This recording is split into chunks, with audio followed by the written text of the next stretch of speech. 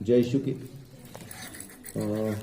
आज का ये वीडियो आप लोगों को बहुत जल्द मिल नहीं पाएगा क्योंकि अभी नेट की जो सेवाएं हैं वो बंद हैं। तो जब भी सेवाएं शुरू होती हैं तो ये अपलोड कर दिया जाएगा। तब तक के लिए आप इंतजार करें। Coming soon. आज जो मैं आपके साथ बात करने वाला हूं वो है नए जन्म के बारे में। बॉर्न अगेन, नया जन्म।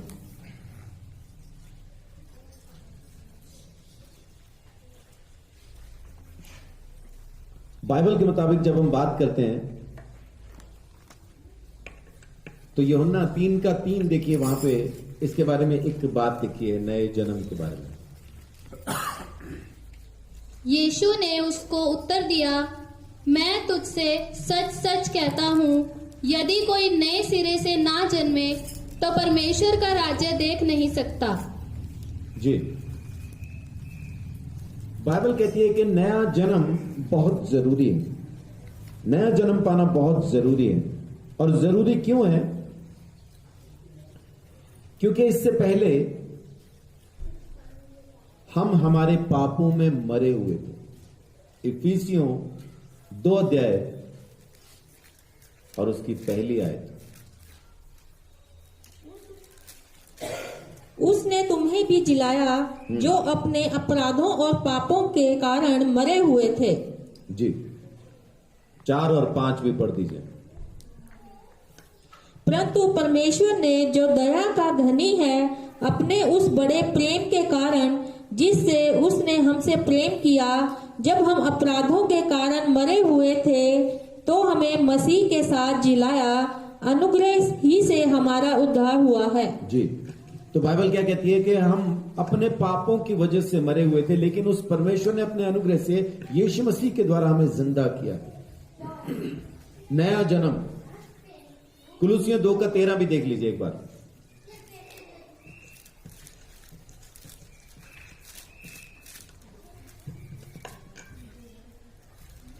कुलुसियों 2:13।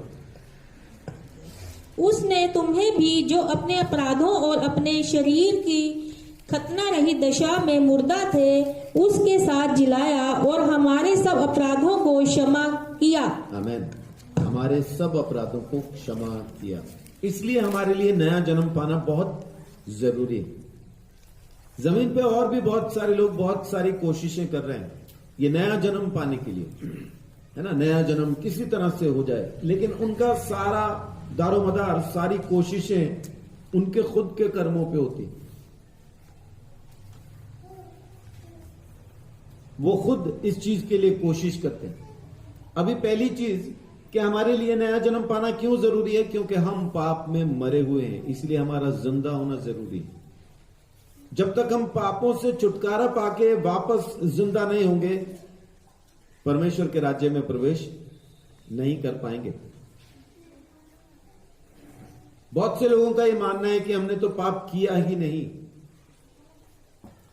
ये बहुत सारे वहमों में से एक वहम है। शैतान की बहुत सारी झूठी शिक्षाओं में से एक शिक्षा यह है, मैंने तो आज तक मन से कभी किसी का बुरा किया ही नहीं। ईमानदारी की बात बताऊं, आपने हाथों से किसी का कभी बुरा नहीं किया, लेकिन मन से तो हमेशा किया है।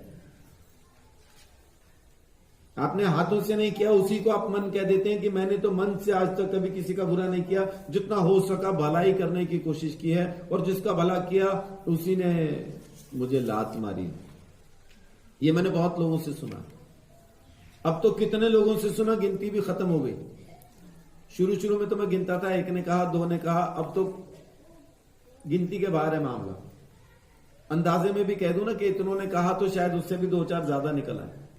इतनों ने कहा कि मैंने मन से कभी किसी का बुरा नहीं किया, लेकिन असल में परमेश्वर क्या कहता है कि तुम मन से ही तो खराब हो, तुम्हारा मन ही खराब है, सोच खराब है। कितना ही समझा लो, कितना ही। आज की तारीख में आपके मोहल्ले में कोई आ जाए और आके कहने लगे मार दो मुझे, मैं तीसरे दिन जिंदा हो जाऊंगा, तो क्या कहेंगे? पागल ही तो कहेंगे ना। तो जमीन पे सबसे बड़ा पागल प्रभु यीशु मसीह नासरी, और उससे बड़े पागल हम जो उसकी उस बात का विश्वास भी करते हैं, है ना। पागल के चेले बड़े पागल। लेकिन हम तब सही साबित हो जाएंगे जब सिंहासन लगेगा और पता चलेगा वो वाकई में जिंदा हुआ था और हमने जो यकीन किया वो वाकई में सच है। क्योंकि इतिहास कहता है कि यीशु मसीह जी उठा। बाइबल की बात नहीं कर रहा हूं, इतिहास कहता है। परमेश्वर ने फैसला लिया कि हमें जिंदगी दे, हमें नया जन्म दे। ये फैसला परमेश्वर ने लिया, हमने नहीं लिया। इस वजह से आज की तारीख में हम परमेश्वर के घर में प्रवेश कर सकते हैं, नहीं तो किसी भी ताकत से, किसी भी शक्ति से, किसी भी भक्ति से हम उसके यहां प्रवेश नहीं कर सकते। जमीन के ऊपर लोग कहते हैं नाम कुछ भी लो उसी के घर में जाएंगे। ऐसी कोई ताकत नहीं जो आपको उसके घर में पहुंचा सके। वो खुद आपको अपने घर में आने का न्योता देता है। उसने खुद अपने घर का दरवाजा आपके लिए खोला है। उसने खुद आपको आने के लिए कहा है। जब तक वो आपको मौका ना दे कोई नहीं जा सकता। दूसरी चीज, नया जन्म कैसे मिलेगा? पहला मैंने क्या बताया? परमेश्वर ने फैसला लिया इस वजह से, और दूसरा यीशु मसीह ने फैसला लिया इस वजह से। देखिए मेरे साथ यूहन्ना रचित सुसमाचार 5वां अध्याय और उसकी 21। कितना ही समझा लो कि भाई घर की बात बाहर नहीं करना, लेकिन सच ही तो बता रहे हैं। ये बोल के पूरे इलाके में अखबार बने फिरते हैं। और खबर कौन सी छपी अखबार में? घर की, अपने घर की खबर छपी हुई। मैंने बहुत सी बीवियां ऐसी देखी हैं, घर में कोई बात हो जाए ना तो उसको समझाया जाता है, जब वो आए तो आते ही ना बताना, है ना, नहीं तो कुछ हो जाएगा ऐसा कुछ। लेकिन वो जैसे ही पति उतरता है, अभी घर में घुसा भी नहीं होता, सबसे पहले वो ही रिपोर्ट देती है, आज ये हुआ। वो बेचारा पता नहीं क्या क्या, कैसा कैसा, किस किस हाल में से घर वापस पहुंचता है, और घर पहुंचते एक नई रिपोर्ट मिल जाती है, और वहीं से झगड़ा चालू। क्योंकि वो तो पहले ही फ्रस्ट्रेशन में आया। आपने देखा कभी किसी को चोर कोई पकड़ा जाए मोहल्ले के अंदर तो सब मारते हैं। जिसने जिंदगी में मक्खी नहीं मारी वो भी 2 मार के आता है ना। जगह ढूंढ के पूरी भीड़ में से हटा के 1 लाख तो मैं भी मार ही दूं, है ना।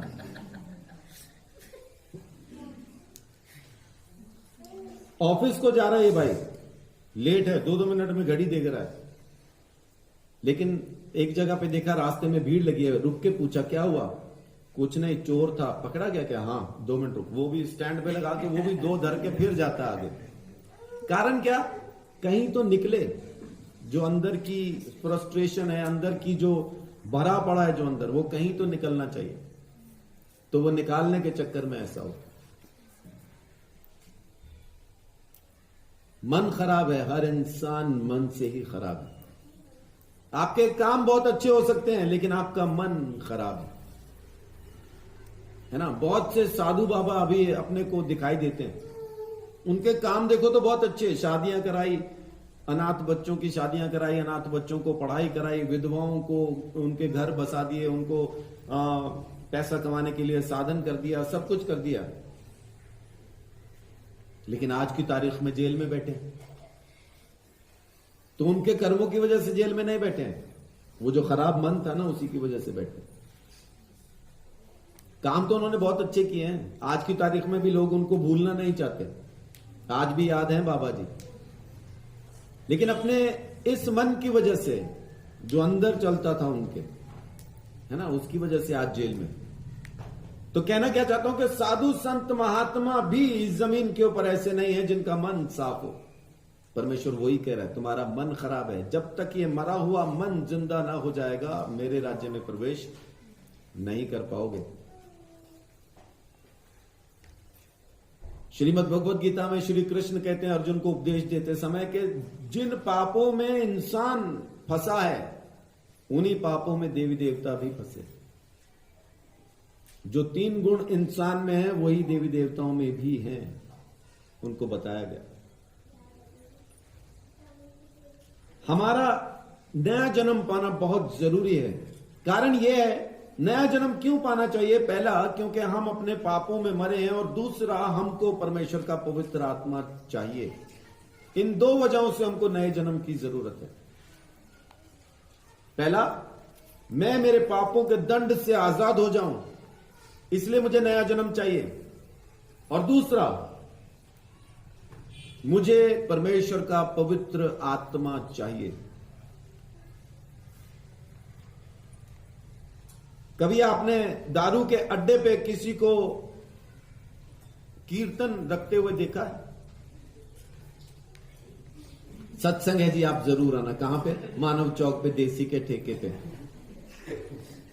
कभी देखा है? वहां क्यों नहीं होता सत्संग? जगह की वजह से, है ना, जगह खराब है ना, जगह की वजह से।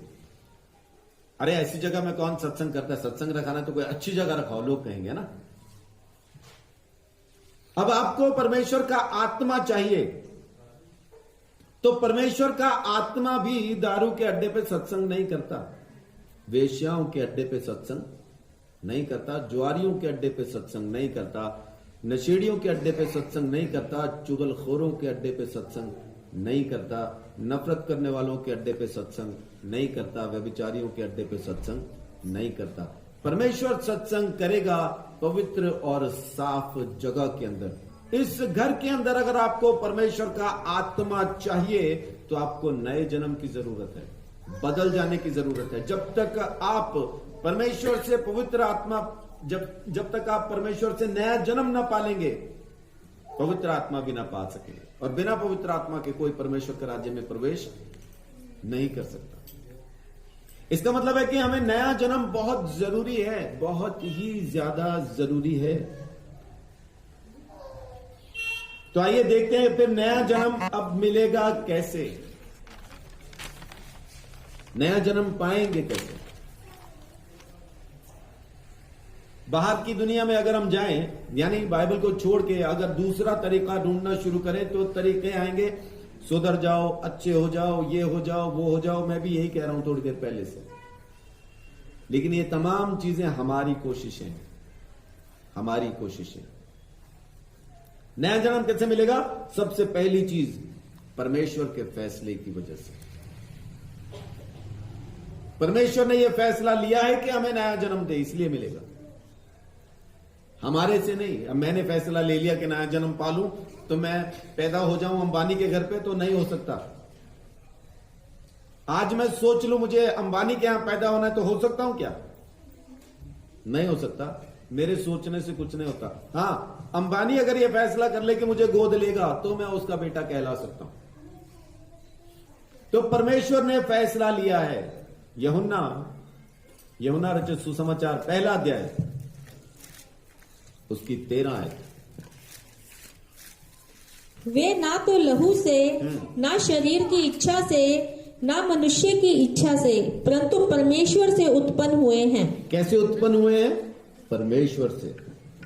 शरीर की इच्छा से नहीं, लहू की इच्छा से नहीं। खुद सोच के उन्होंने नया जन्म नहीं पा लिया, खुद कोशिश करके नया जन्म किसी ने नहीं पा लिया।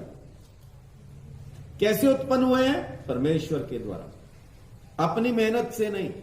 तो हम में से कोई भी जो नया जन्म पाना चाहता है, अपनी मेहनत से नहीं पा सकता। इसका फैसला परमेश्वर ने लिया कि नया जन्म दे। अगर वो फैसला न लेता, मैं आपको ईमानदारी से कहता हूं, कैसी भी भक्ति, कोई भी शक्ति आपको उसके घर में नहीं लेके जा सकती थी, क्योंकि उससे ज्यादा बड़ी शक्ति कोई नहीं। सारी शक्तियां उसके सामने जाके खत्म हो जाती हैं। सारी शक्तियां परमेश्वर के सामने जब पहुंचती हैं, तो कुछ भी नहीं रहती। कारण क्या? क्योंकि सारी शक्तियों को पैदा करने वाला वो खुद है। हर एक चीज का बनाने वाला वो खुद है। वो इंसान नहीं कि अपनी बनाई चीज में ही मर जाए। क्या इंसान की बनाई हुई चीज इंसान को मार सकती है? मार सकती है। बहुत सारी चीजें जो मार सकती हैं। इंसान ने माचिस बनाई, स्वाहा। बिजली बनाई, जहर बनाया, बारूद बनाया, है ना, पिस्तौल, गोलियां बनाई, चाकू, तीर, कमान, भाले बनाए, रस्सियां बनाई, पंखा नहीं बनाया, पंखे से नहीं मरता, पंखे का हुक बनाया जिसमें वो लटकता है, उसी में खुद लटक जाता है एकदम। इसका मतलब कि इंसान इतना बुद्धिमान नहीं है या इतना ताकतवर नहीं है कि अपनी ही बनाई चीज से बच सके। वो खुद अपनी बनाई चीज से मर जाता है। लेकिन परमेश्वर तो परमेश्वर है, उसने जिस चीज को बनाया वो उसको मार नहीं सकती। मौत किसने बनाई? परमेश्वर ने। क्या मौत परमेश्वर को मार सकती है? नहीं मार सकती। इसीलिए यीशु मसीह जब जमीन पे आया, उसने पहले से कहा, मार दो मुझे, मैं तीसरे दिन फिर जिंदा हो जाऊंगा, क्योंकि मौत मैंने बनाई है, ये मुझ पे राज नहीं कर सकती। इसके राज को मैं खत्म करने के लिए आया हूं। आज तुम मुझे मारो और तीसरे दिन मैं इसको हरा के फिर सही साबित हो जाएंगे। जब सिंहासन लगेगा और पता चलेगा वो वाकई में जिंदा हुआ था और हमने जो यकीन किया वो वाकई में सच है। क्योंकि इतिहास कहता है कि यीशु मसीह जी उठा। बाइबल की बात नहीं कर रहा हूं, इतिहास कहता है। परमेश्वर ने फैसला लिया कि हमें जिंदगी दे, हमें नया जन्म दे। ये फैसला परमेश्वर ने लिया, हमने नहीं लिया। इस वजह से आज की तारीख में हम परमेश्वर के घर में प्रवेश कर सकते हैं। नहीं तो किसी भी ताकत से, किसी भी शक्ति से, किसी भी भक्ति से हम उसके यहां प्रवेश नहीं कर सकते। जमीन के ऊपर लोग कहते हैं नाम कुछ भी लो उसी के घर में जाएंगे। ऐसी कोई ताकत नहीं जो आपको उसके घर में पहुंचा सके। वो खुद आपको अपने घर में आने का न्योता देता है। उसने खुद अपने घर का दरवाजा आपके लिए खोला है। उसने खुद आपको आने के लिए कहा है। जब तक वो आपको मौका ना दे कोई नहीं जा सकता। दूसरी चीज, नया जन्म कैसे मिलेगा? पहले मैंने क्या बताया? परमेश्वर ने फैसला लिया इस वजह से, और दूसरा यीशु मसीह ने फैसला लिया इस वजह से। देखिए मेरे साथ यूहन्ना रचित सुसमाचार 5वां अध्याय और उसकी 21 आयत। जैसा पिता मरे हुओं को उठाता और जिलाता है, वैसा ही पुत्र भी जिन्हें चाहता है उन्हें जिलाता है। हाँ, बेटा भी जिसको चाहे उसको जिंदा कर देता है, जिसको चाहे उसको जिंदा कर देता है। जैसे बाप जिंदा करता है वैसा ही बेटा भी जिसको चाहे उसको जिंदा कर सकता है। तो जिंदगी देने का अधिकार भी यीशु मसीह के पास है, क्योंकि वो खुद जिंदगी है। यीशु मसीह ने खुद कहा, जीवन मैं हूं। जीवन यीशु मसीह है, पुनरुत्थान यीशु मसीह। पुनरुत्थान बोले तो मुर्दों का जी उठना भी यीशु मसीह है। उसने कहा, जीवन मैं हूं, पुनरुत्थान मैं हूं। जब वो अपने दोस्त लाजर को जिंदा करता है तो उस वक्त में वो इस चीज को डिक्लेयर करता है, मैं पुनरुत्थान हूं। यीशु कहता है। तो दूसरा फैसला यीशु मसीह ने लिया, इस वजह से हम नया जन्म पाते हैं। तीसरी बात, प्रभु यीशु मसीह के द्वारा किया गया परमेश्वर का एक कार्य है जिसकी वजह से हम नया जन्म पाते हैं। प्रभु यीशु मसीह के द्वारा, परमेश्वर के द्वारा किया गया एक कार्य है, यानी यीशु मसीह में होकर परमेश्वर ने एक काम किया है। प्रभु यीशु मसीह के द्वारा परमेश्वर का किया गया एक कार्य, एक काम जो उसने यीशु में से होके किया, उसके द्वारा हम नया जन्म पाते हैं। कुलुसियों 2:13 एक बार फिर पढ़िए।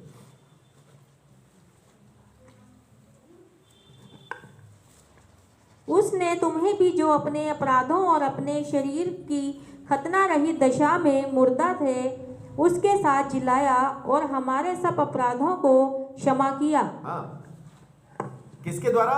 यीशु मसीह के द्वारा। परमेश्वर का वचन कहता है कि उसने यीशु मसीह के द्वारा, हम जो मरे हुए थे अपने पापों में, अपराधों में, हमारे अपराधों को क्षमा किया और हमें जिंदा किया, हमें जिंदगी दी। ये फैसला भी परमेश्वर का ही, उसी ने ये काम किया।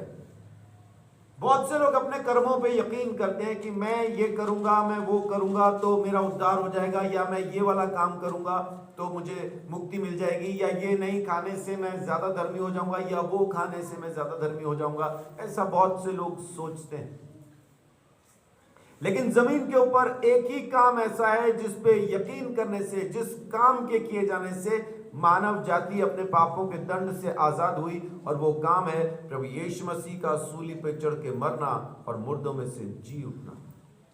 जिस किसी ने इस काम पे यकीन किया, विश्वास किया, ईमान लेके आया, उसका उद्धार हो गया।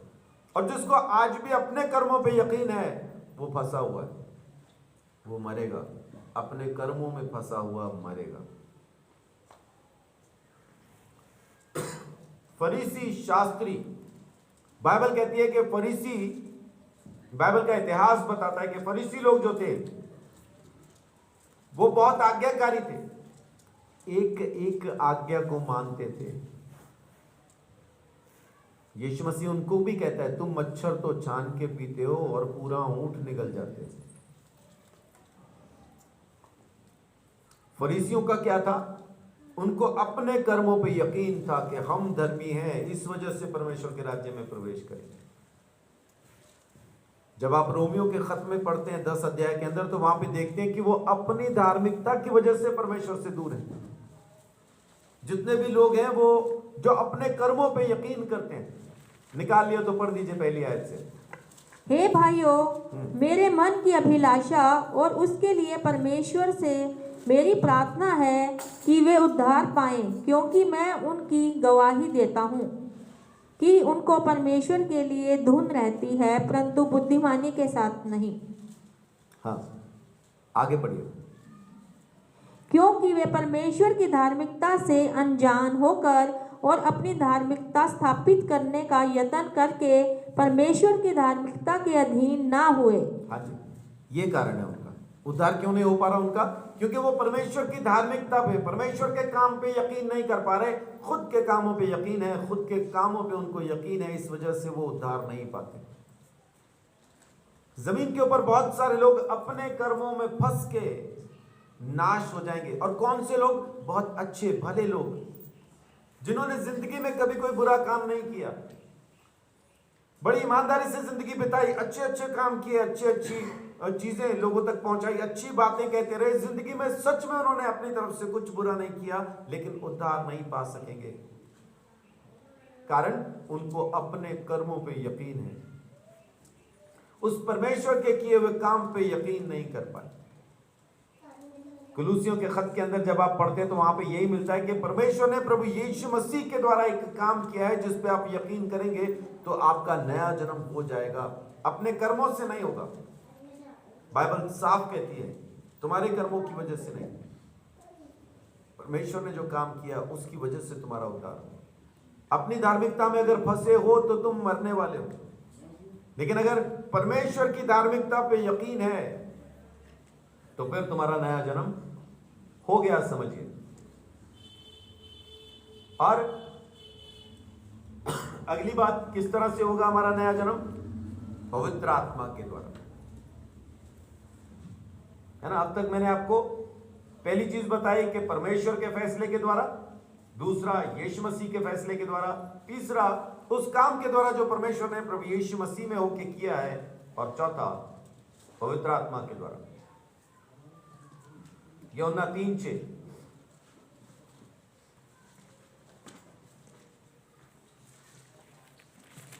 क्योंकि जो शरीर से जन्मा है वह शरीर है, और जो आत्मा से जन्मा है वह आत्मा है। तो इसलिए आत्मा से जन्म पाना बहुत जरूरी है। जब तक आप आत्मा से जन्म नहीं पाते, आपका आत्मा जिंदा नहीं होता, नया जन्म नहीं पाता। तीतुस निकाल लीजिए, तीतुस भी जल्दी से पढ़ दीजिए, 3:5।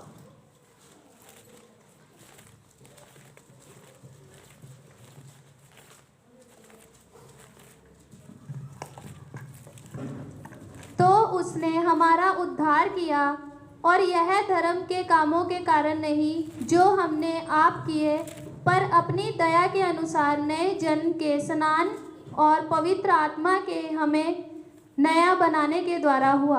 हाँ, हमारे कर्मों से नहीं, बाइबल कहती है, लेकिन पवित्र आत्मा के द्वारा यह काम हुआ है, हमारे कर्मों से नहीं हुआ। इस बात को समझने के लिए 4 से लेकर 7 तक एक बार अच्छे से पढ़ के देखिए क्या लिखा है।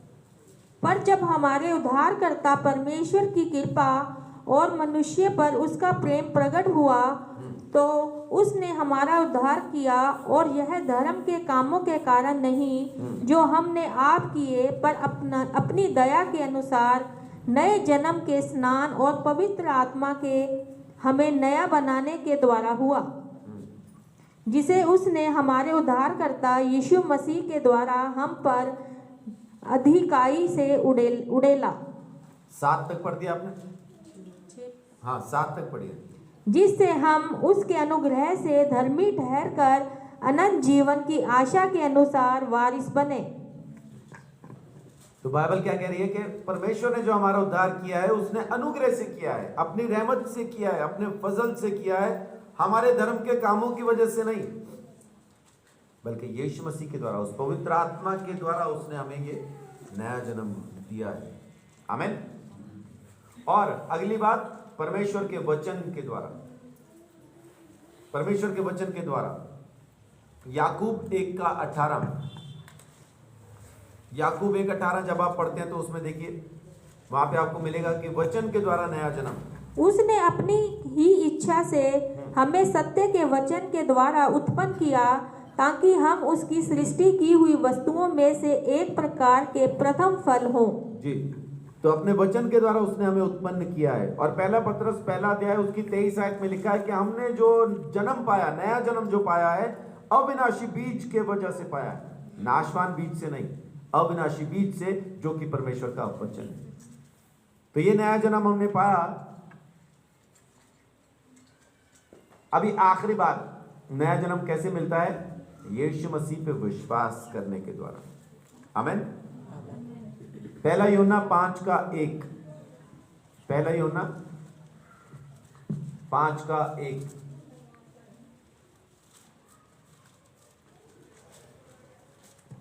इन बातों के पश्चात यहूदियों का एक पर्व हुआ, और यीशु यरूशलेम को 1 यूहन्ना का खत, जिसका यह विश्वास है कि यीशु ही मसीह है, वह परमेश्वर से उत्पन्न हुआ, और जो कोई उत्पन्न करने वाले से प्रेम रखता है, वह उससे भी प्रेम रखता है जो उससे उत्पन्न हुआ है।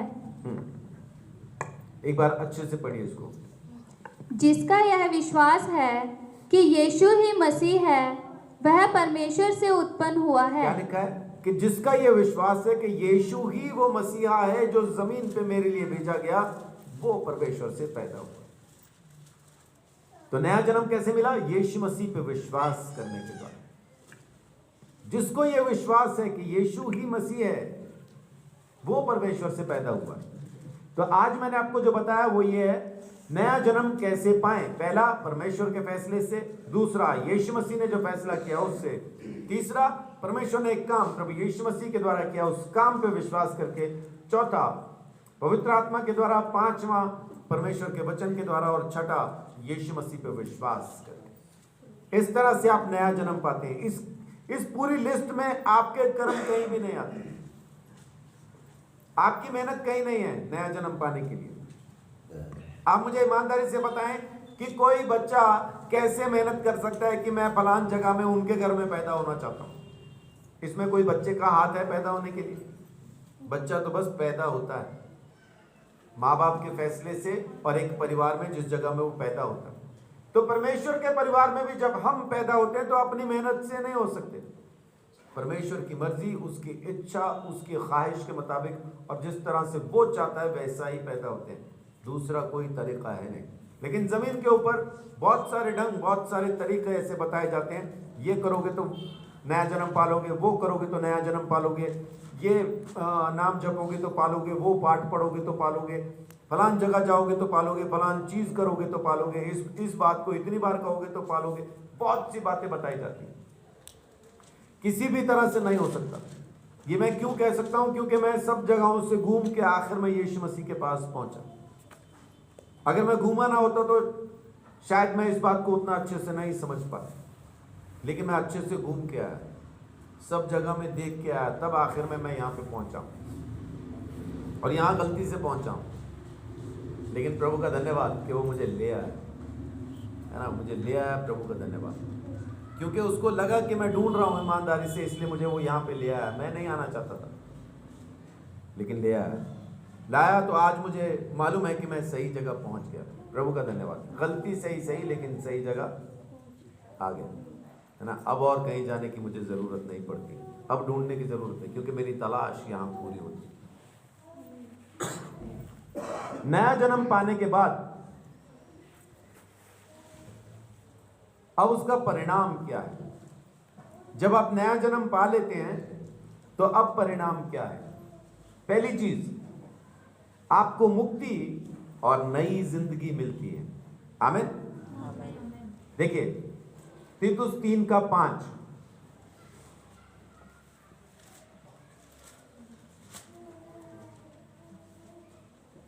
तो उसने हमारा उद्धार किया, और यह धर्म के कामों के कारण नहीं जो हमने आप किए, पर अपनी दया के अनुसार नए जन्म के स्नान और पवित्र आत्मा के हमें नया बनाने के द्वारा हुआ। हाँ, दो चीजें हुई, उसने हमारा उद्धार किया और नया जन्म दिया। ये उसी की वजह से हुआ। नया जन्म जैसे ही आप पाते हैं, सबसे पहली चीज, आप आपके पापों के दंड से आजाद हो जाते हैं, है ना। बहुत से लोग कहते हैं जी हम हमारे पापों से छुटकारा मिल गया। पापों से छुटकारा नहीं मिला है। पाप तो आज भी करवा लो, कौन सा करवाना है, सब कर सकते हैं।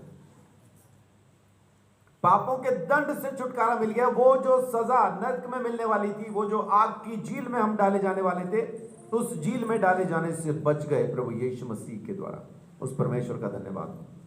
उस पिता ने अपने बेटे को हमारे लिए कुर्बान किया ताकि हम हमारे पापों के दंड से बच सके। परमेश्वर का धन्यवाद। तो पहली चीज, उद्धार दिया, नया जन्म दिया, नई जिंदगी दी।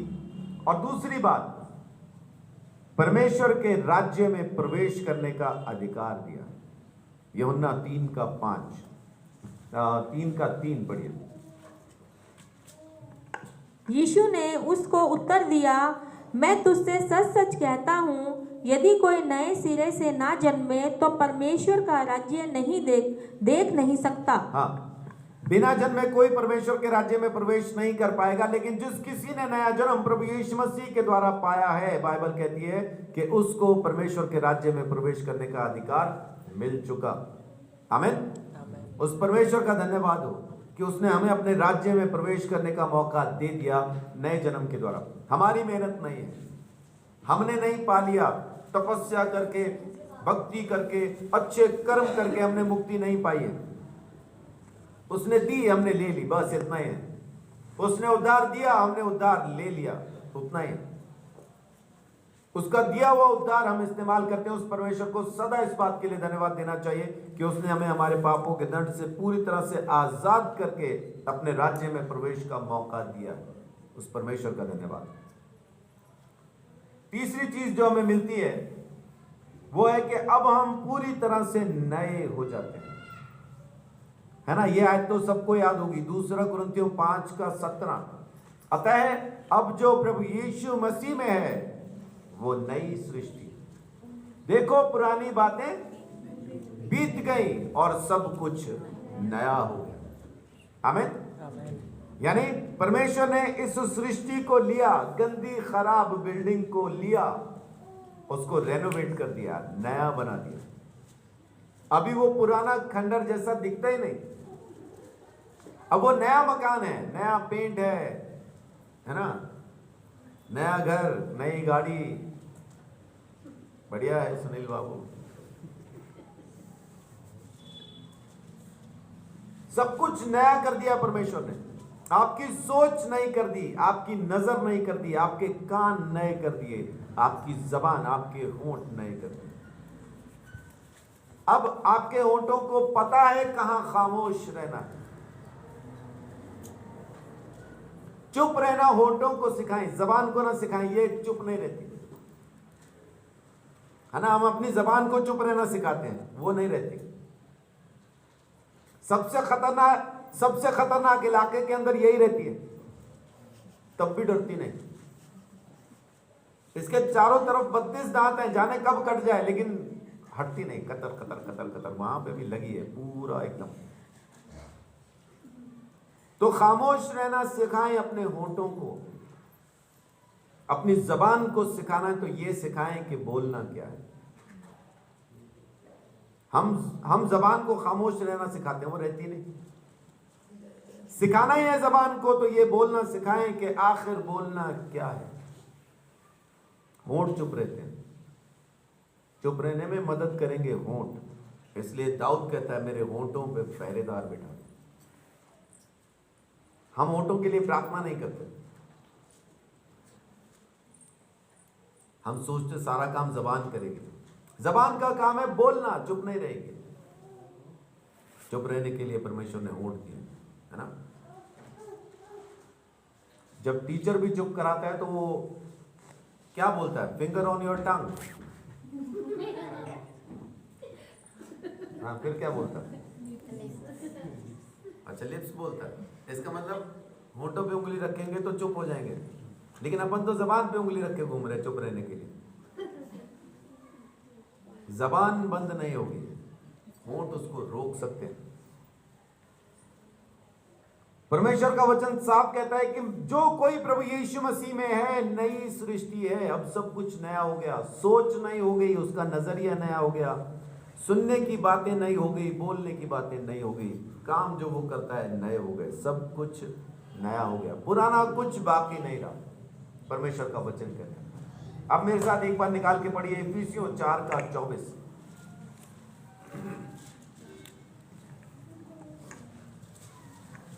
और नए मनुष्य तत्व को पहन लो जो परमेश्वर के अनुरूप सत्य की धार्मिकता और पवित्रता में सृजा गया है। जी, नए मनुष्यत्व को पहन लो, नए मनुष्यत्व को पहन लो जो कि प्रभु यीशु मसीह के जैसा ही सृजा गया है।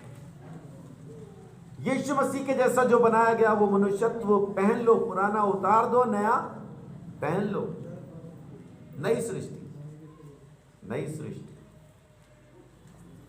तो एक काम परमेश्वर ने क्या किया कि हमें नया बना दिया। चौथी चीज जो हुई है वो है कि पापी जिंदगी के ऊपर हमने जीत हासिल कर ली। आमीन। पाप से भरी जिंदगी के ऊपर जीत हासिल कर ली। अब हम उस पाप से भरी हुई जिंदगी के गुलाम नहीं रहे। अभी हम वैसे नहीं हैं जैसा हम यीशु मसीह को जानने से पहले थे। उसने बदल दिया। अब पाप की जिंदगी में हम खुश नहीं हैं। अगर आज की तारीख में कोई पाप करते भी हैं तो अंदर तकलीफ होती है, अंदर महसूस होता है मैंने गलत किया, अंदर चोट पहुंचती है, आत्मा दर्द पहुंचता है, आत्मा को दुख लगता है, आत्मा दुखी होता है। पहले जिन चीजों को करके हमें आनंद आता था, खुशी मिलती थी, आज वो चीज करके हम दुखी हो जाते हैं, परेशान हो जाते हैं। कैसा इससे बचें उसके लिए समाधान ढूंढना शुरू कर देते हैं। पाप से भरी जिंदगी के ऊपर जीत उसने हमें दी है। आमीन। रोमियो 6:4 से लेकर 7 तक पढ़िए।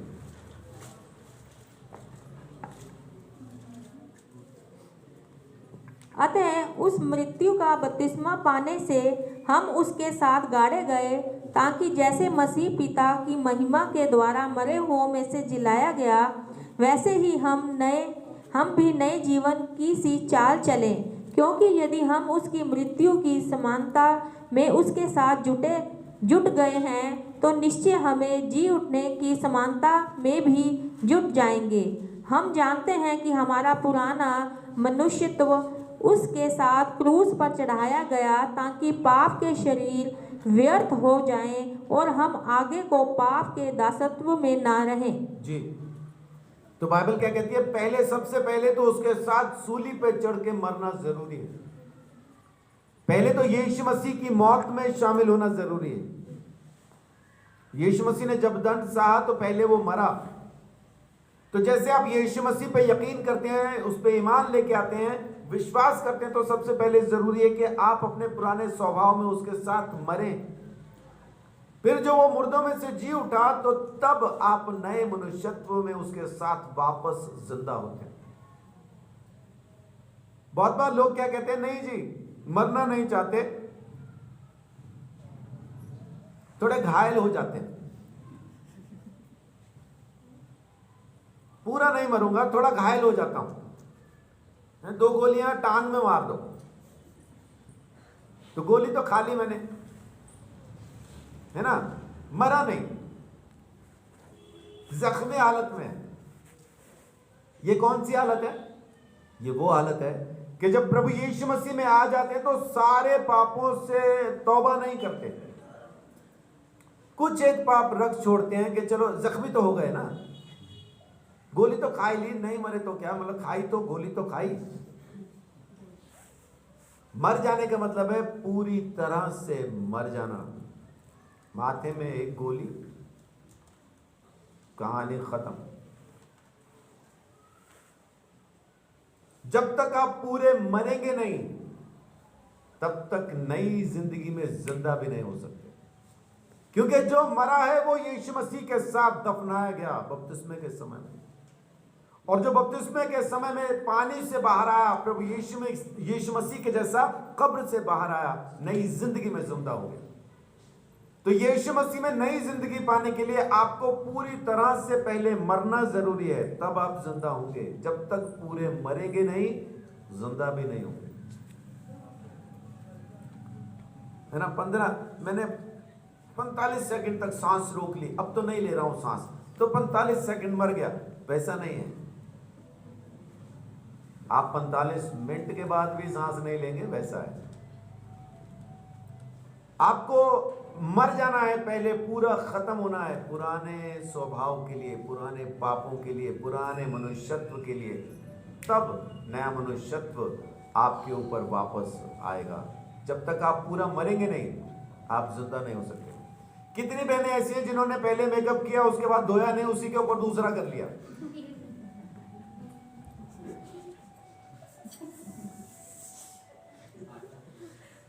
मेकअप तो करना ही था, तो धो के क्या फायदा है, इतना महंगा लिए हम, धोए के खातिर थोड़ी लिए, लगाए के लिए। तो एक बार लगाया, उसके बाद फिर पेंट मारते रहो वापस उसके ऊपर, चलेगा क्या? नहीं चलेगा। क्यों? अगर ऐसा ही करते रहे तो जिसको सुंदरता के लिए इस्तेमाल किया जा रहा है वही सबसे बड़ी महल बन जाएगा, है ना। उसको उतारने के लिए फिर तेजाब से मुंह धोना पड़ेगा, है ना, वैसा तो उतरेगा नहीं। हम में से कितने ऐसे हैं जिनके कपड़े पहने खराब तो हो गए, गंदे तो हो गए, लेकिन उन्होंने उतारे नहीं, उसी पर नया दूसरा पहन लिया। अगर ऐसा ही करना शुरू करें हम कि पुराना कपड़ा उतारे ना, ऊपर नया पहनते चले जाएं, तो क्या होगा एक दिन? जुए क्या पढ़ने, हम यूं हो जाएंगे थोड़े दिन, है ना, 2-4 दिन के बाद यूं हो जाएंगे, ना हाथ हिलेगा ना पांव, है ना, वो कपड़े उतने पहन रखे हैं। और अंदर वाला कपड़ा जो सबसे पहले पहना था,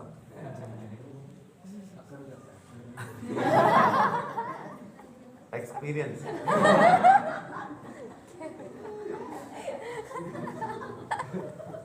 है ना, वो सड़ने लगेगा, गलने लगेगा। वो कपड़ा जो शरीर की सुरक्षा के लिए पहना था वही शरीर को खाने लगेगा, उसी में कीड़े पड़ जाएंगे, वही अंदर ही अंदर शरीर को नुकसान पहुंचाना शुरू कर देंगे।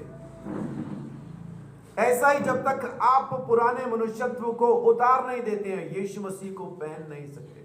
बहुत से लोग सोचते हैं कि पुराने पे ही पहन लो, किसको क्या पता चलता है भाई, हमें चले ना चले, जिसने पहना हुआ ना उसको पता चलता है ना, अकड़ जाता है।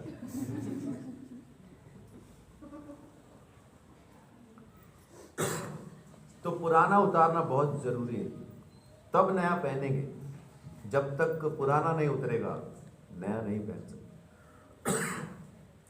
यीशु मसीह में वापस नया होने के लिए, इस पाप के ऊपर जीत हासिल करने के लिए जरूरी है कि पाप के लिए मर जाओ, तब आप प्रभु यीशु मसीह के लिए, उसके धर्म के कामों के लिए जिंदा हो पाएंगे। जब तक आप पाप के लिए मरेंगे नहीं,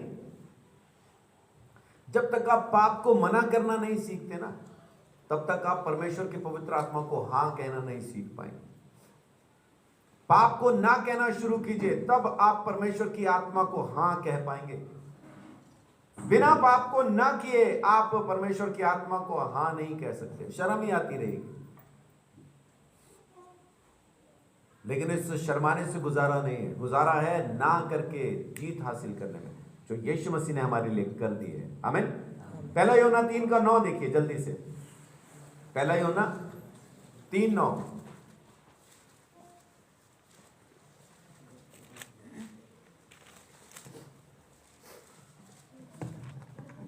जो कोई परमेश्वर से जन्मा है वह पाप नहीं करता, क्योंकि उसका बीज उसमें बना रहता है जी।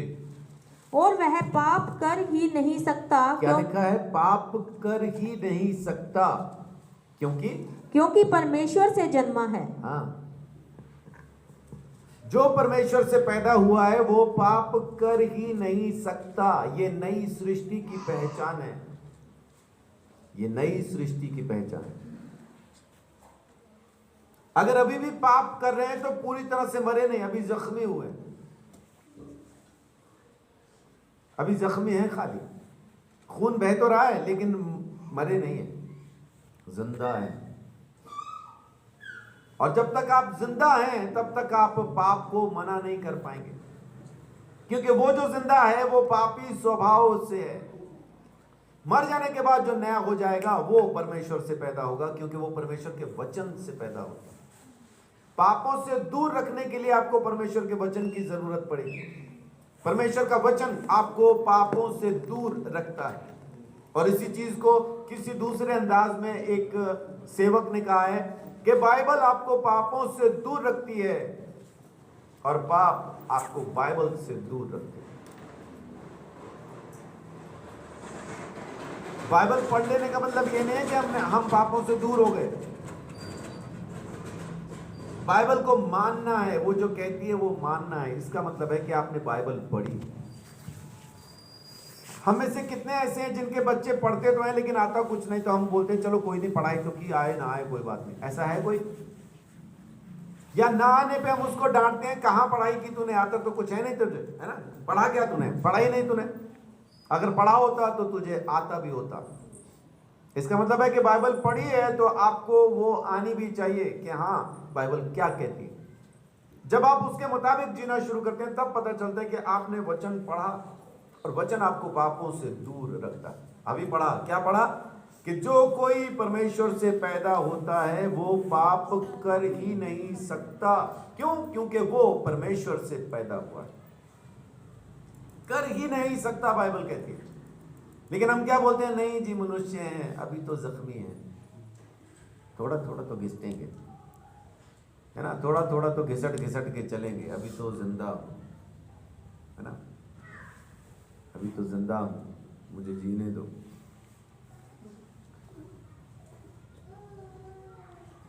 क्या मैं अपनी मर्जी से ये भी नहीं कर सकता?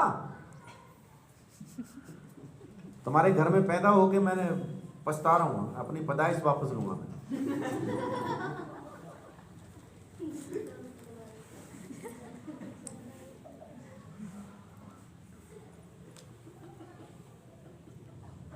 मैं इंसान हूं कि जानवर हूं?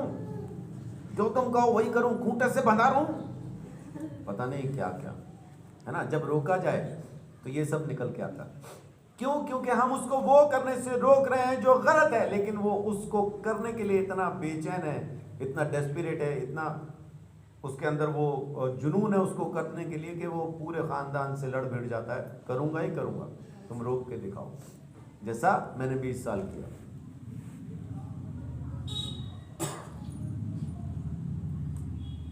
अंदर की ख्वाहिश खत्म नहीं होती। 5:4 भी पढ़िए। क्योंकि जो कुछ परमेश्वर से उत्पन्न हुआ है वह संसार पर जय प्राप्त करता है। आमीन। और वह विजय जिससे संसार पर जय प्राप्त होती है हमारा विश्वास है। हाँ, संसार पे जीत हासिल करनी है तो बाइबल पे यीशु मसीह की बातों पर विश्वास कीजिए, वचन पे चलिए, तब आप इस संसार पे जीत हासिल कर पाएंगे। और अगली चीज जो हमें मिलती है उद्धार पाने के बाद, वो है कुछ भी अच्छा करने की काबिलियत, योग्यता, भले काम करने की योग्यता, सही चीजें करने की योग्यता। 2:29 पढ़ दीजिए, यूहन्ना, पहला यूहन्ना 2:29।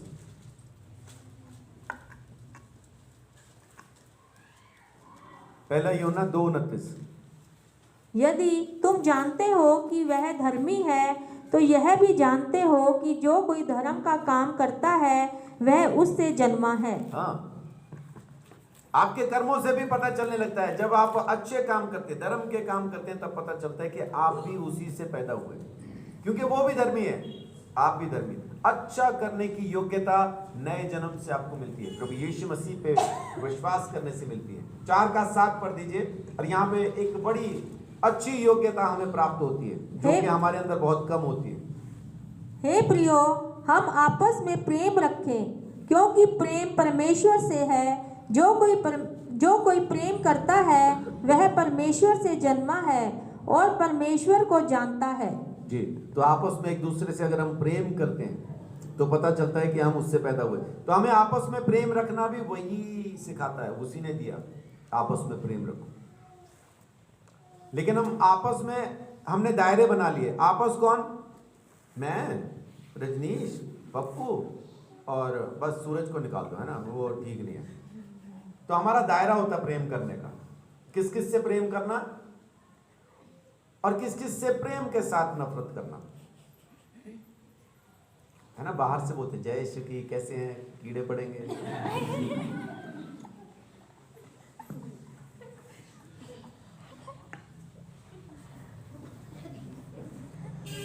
है ना, अंदर तो वही चल रहा है, अंदर तो वही चल रहा है। अरे आज तो बड़े सुंदर दिख रहे हैं, नाली का कीड़ा।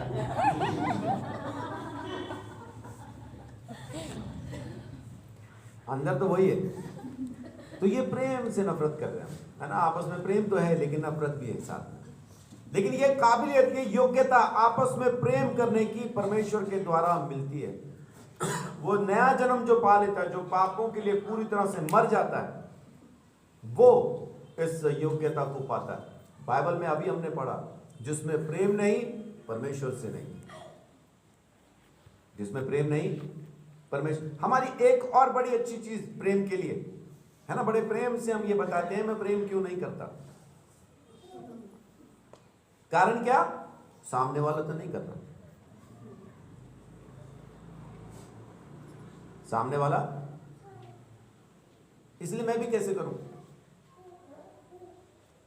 अगर सामने वाला खाना नहीं खा रहा तो आप भी नहीं खाएंगे।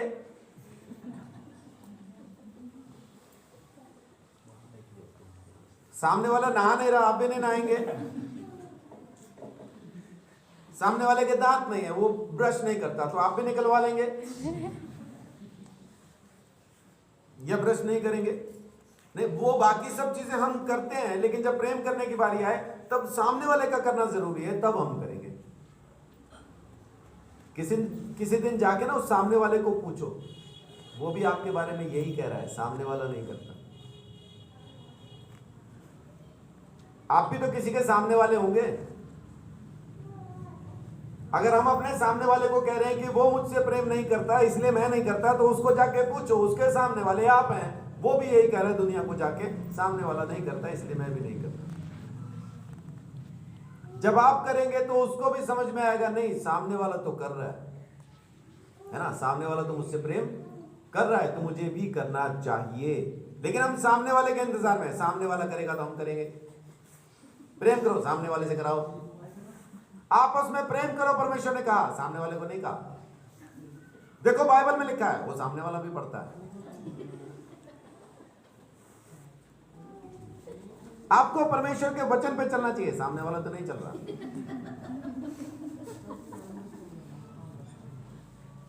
चलो यीशु मसीह लेने आया, स्वर्ग में जाएंगे, मैं नहीं जा रहा। क्यों? सामने वाला नहीं जा रहा।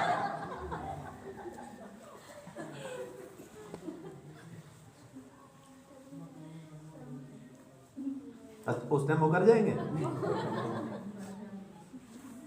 उस टाइम झट से दौड़ के बैठ जाएंगे, कहीं खड़ा खड़े ना जाना पड़े स्वर्ग में।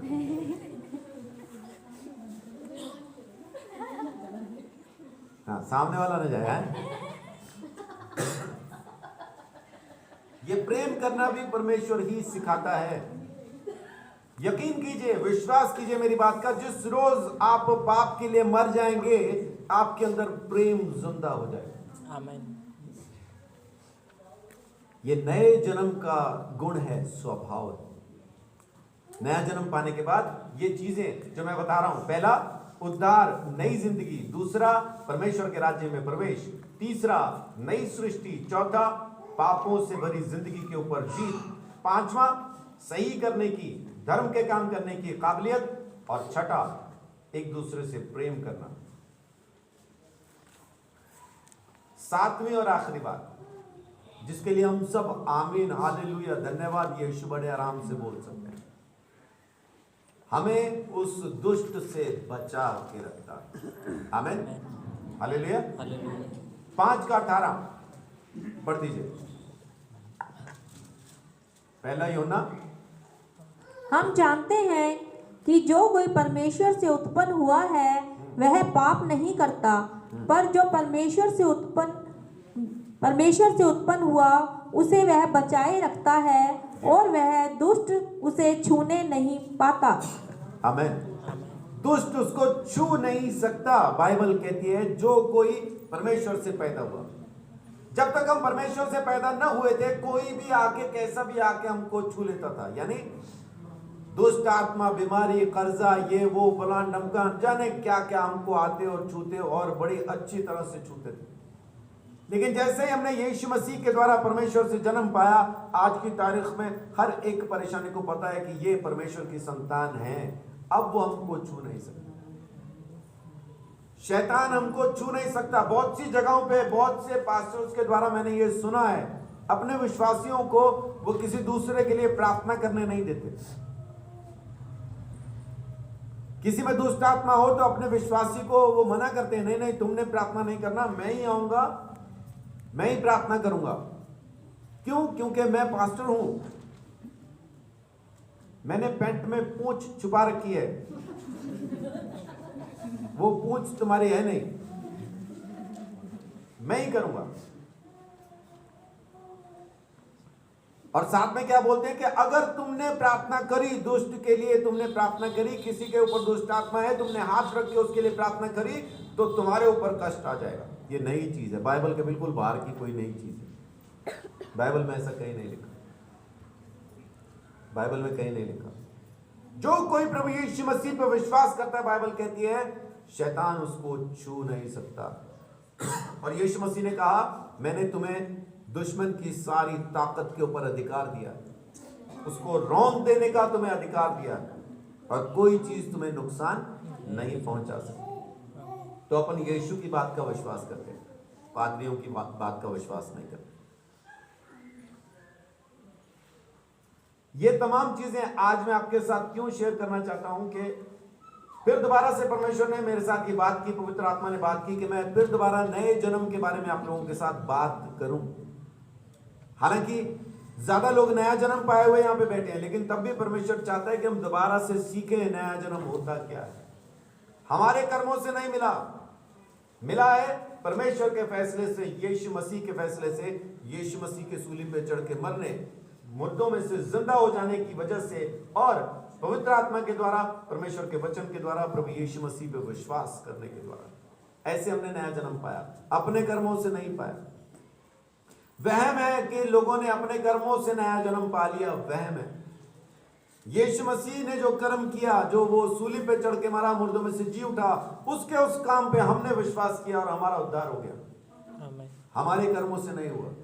हम तो पापी ही थे, गुनहगार ही थे, पापों के दंड में ही फंसे थे, नरक में जाने ही वाले थे।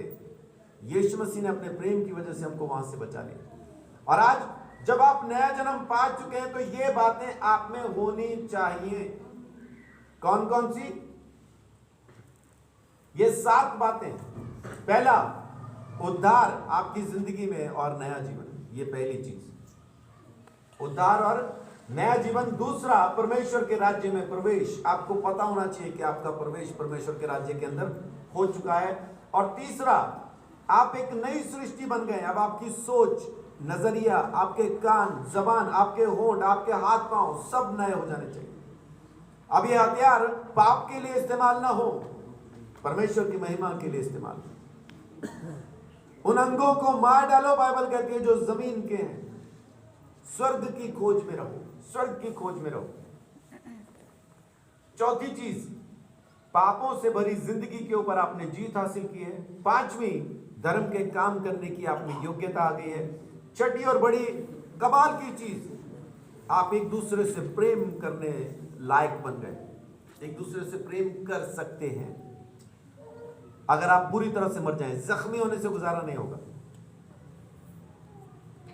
है ना। सूरज को बोला गोली खा के मर जाओ, वो जाके हाजमोला की खा ली।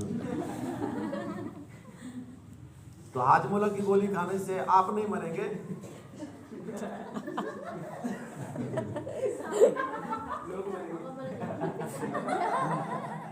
तो आपको मरना है। उसके लिए आपको 303 की गोली चाहिए, है ना, वो खानी इधर, तब मरेंगे। तब आपके अंदर प्रेम जिंदा हो जाएगा जब आप पाप के लिए मर जाएंगे। छठी चीज, आप प्रेम करने के योग्य हो जाएंगे। और सातवीं और आखिरी बात कि शैतान आपको छू नहीं सकता। आमीन। और शैतान के अंदर सब चीजें आती हैं, बीमारी, कर्जा, झगड़े, नफरतें, सब चीजें शैतान में आती हैं और वो आपको छू नहीं सकता। बस उसकी चालों को, उसकी युक्तियों को समझ के परमेश्वर के सारे हथियार पहन के उसका सामना करने के लिए खड़े हो जाओ और वो आपके सामने से भाग निकलेगा। आमीन। परमेश्वर आप सबको बहुत आशीष, बड़ी बरकत दे, आपको अपने अनुग्रह के अंदर संभाल के रखे, अपनी रहमतों में संभाल के